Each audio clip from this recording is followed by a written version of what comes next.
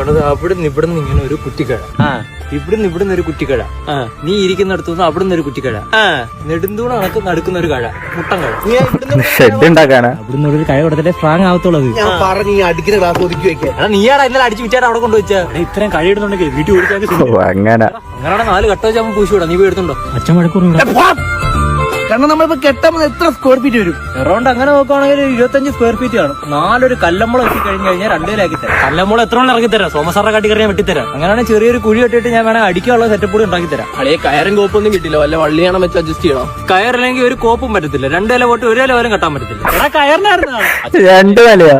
എടാ ഒന്നാമത് ഇവിടെ ഇരിക്കുന്ന നാട്ടുകാർ അതും പറയൂ. ഇനി അതിന്റെ ഇടയ്ക്ക് 2 വീട് കൂടെ പണിയായി. കോൺട്രാക്ട് എടുക്കാൻ അറിയാമെങ്കിൽ എനിക്ക് പണി തീർക്കാനും അറിയാം കേട്ടാ. നീ ഊമ്പ് ഇത് നീ എവിടെ നിർത്തോണ്ട് ഉറുമ്പം പറയൊക്കെ ഇരിക്കുന്നത്? ഇത് പഞ്ചാര പോലും എടുത്തേ അതായിരിക്കും. എടാ ഇത് ഒരുപാട് കട്ടയുണ്ടല്ലോ. ഇത് ആർക്കൊക്കെ ഇരിക്കാനടാ? എല്ലാം ഞാൻ പറഞ്ഞ ഇതാണ് നമ്മളെ ഡോർ. തുറന്നു കളിയാ തുറന്നു കഴിഞ്ഞാൽ നമ്മളിങ്ങനെ കീറും. ഇങ്ങോട്ടൊക്കെ നമ്മൾ ജസ്റ്റ് എന്തെല്ലാം ആക്കി വെക്കുന്നത്. നമ്മൾ എന്തെങ്കിലും ഇപ്പൊ ഇവിടെ ബ്രാൻഡിയോ വല്ല ഉണ്ടെങ്കിൽ നമ്മൾ ഇവിടെ വെച്ച് ഇങ്ങനെ അടിക്കും.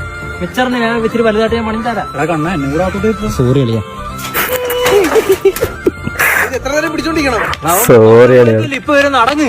എടാ നമ്മുടെ വീടിന് പേരുണ്ട്. എടാ ഇത് നമ്മളെ കളവല്ലേ, കളത്തിൽ പ്രദേശ് എങ്ങനെയുണ്ട്? അതൊന്നും വേണ്ട, ഇത് വയലല്ലേ, വയലിൽ പുത്തൻ വീട്, അത് മതി. അങ്ങ് ചെല്ല്, ഇതൊന്നും വേണ്ട. കണ്ണനാ പണിഞ്ഞ, അതുകൊണ്ട് കണ്ണന്റെ മണിമാളിക. കണ്ണന്റെ മണിമാളിക.